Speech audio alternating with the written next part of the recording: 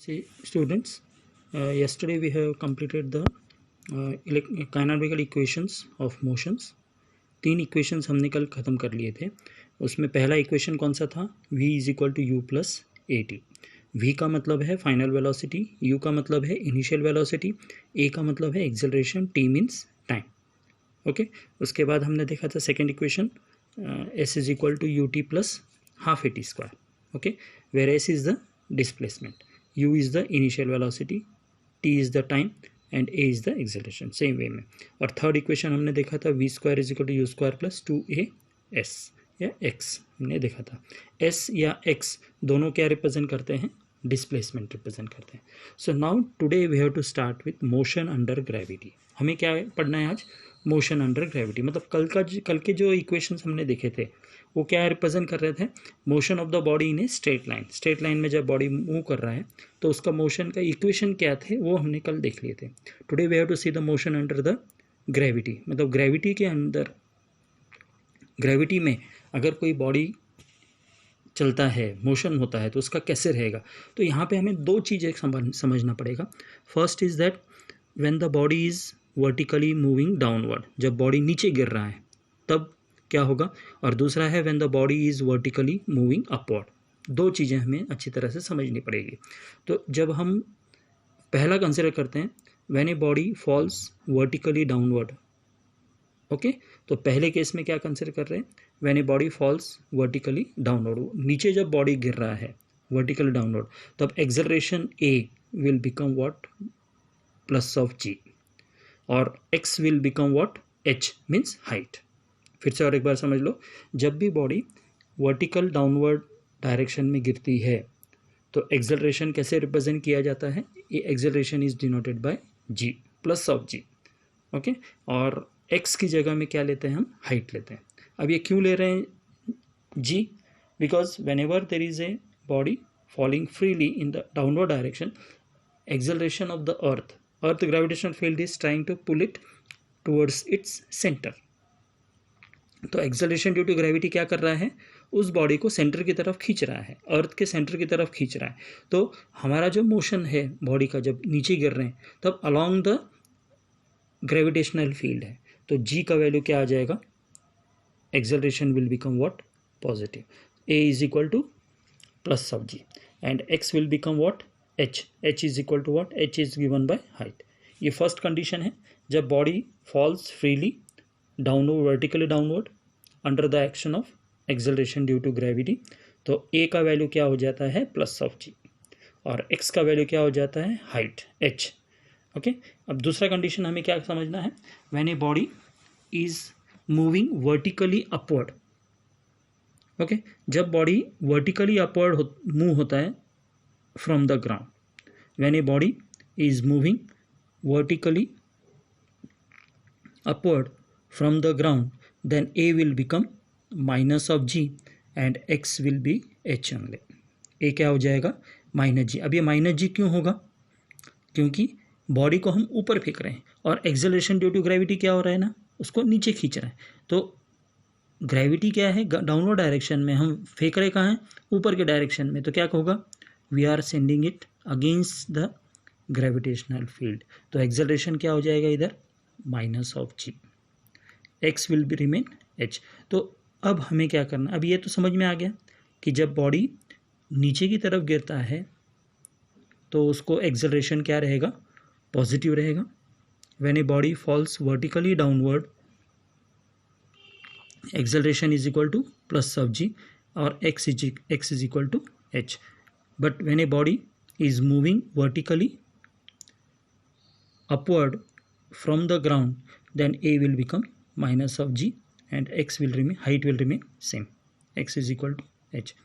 Ab now these two things are clear to in our mind. So now we have to convert these kinematical equations. हमने जो kinematical equations पढ़े थे, कौन सा? v is equal to u plus at, s is equal to ut plus half at square and v square is equal to u square plus 2as या x. ये जो हमने डिराइव किए थे कल, अभी उन इक्वेशंस को मोशन अंडर ग्रेविटी में कन्वर्ट करना है. तो दो बनेंगे. एक रहेगा when a body falls vertically downward. First कौन सा रहेगा? When a body falls vertically downward, और दूसरा क्या रहेगा, when a body rising vertically upward. Vertically upward जा रहा है तब क्या रहेगा, और when a body falls vertically downward and when a body rising vertically upward. तो when a body falls vertically downward, नीचे की तरफ गिर रहा है, तब फर्स्ट कंडीशन क्या याद रखना है अपने को, a is equal to g and x is equal to h, and second v is equal to u plus a t की जगह, तो a की जगह में क्या डालेंगे, g डालेंगे, तो v is equal to u plus g t हो जाएगा। Okay, this is the first equation. Second equation will become x is equal to u t plus half a t square, तो x की जगह में क्या डालेंगे अभी हम, h is equal to u t plus half, a की जगह में क्या पुट करेंगे, g, तो it will become h is equal to u t plus half g t square. And next equation v square is equal to u square plus two g h, v square is equal to u square plus two g h, तो g की जगह, a की जगह में g put कर दिया और x की जगह में h पुट कर दिया।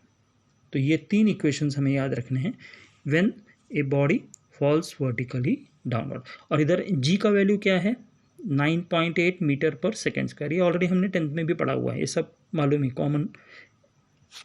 कॉमन ट्रेंड है ये।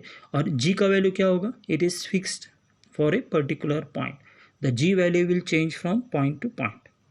ओके, मगर इसको एवरेज क्या किया हुआ है हमने, 9.8 मीटर पर सेकेंड स्क्वायर लिखा हुआ। तो ये फर्स्ट कॉलम में हमने क्या लिख लिए, तीन इक्वेशंस लिख लिए, v is equal to u plus g t, h is equal to u t plus half g t square, v square is equal to u square plus two g h.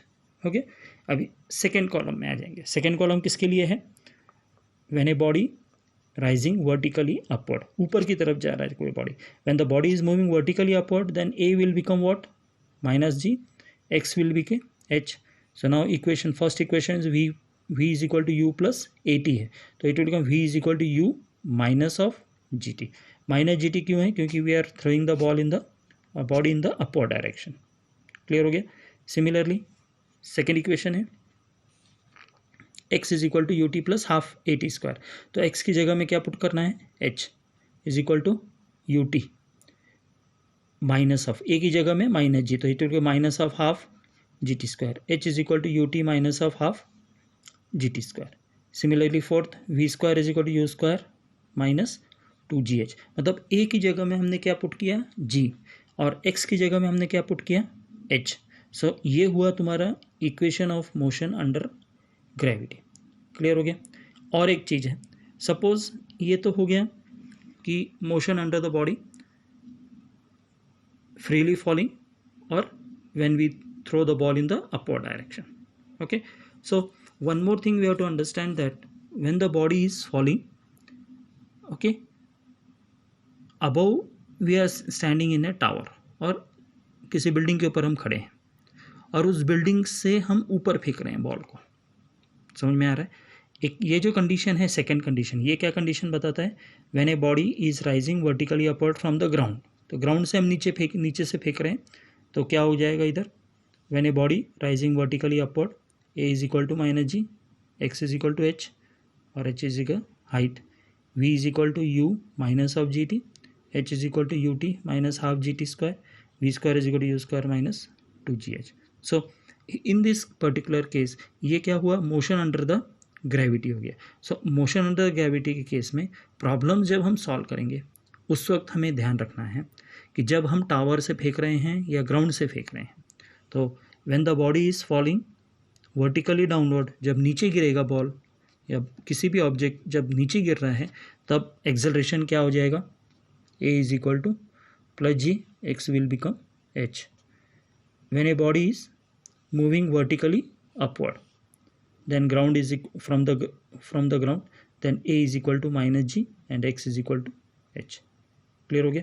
So equation of motion ये अच्छी तरह से complete कर लो, आज ही complete कर लेना है। Next इसमें हम देखेंगे, नेक्स्ट टॉपिक में रिलेटिव वेलोसिटी, नेक्स्ट वीडियो में हम देखेंगे relative velocity, how relative velocity is use. So इसी वीडियो से तुम नोट्स बना लेना है। क्लियर हो गया, यही वीडियो से नोट्स बना लेना है, सेपरेट मैं PDF फाइल नहीं भेज रहा हूँ आज। हाँ, ओके।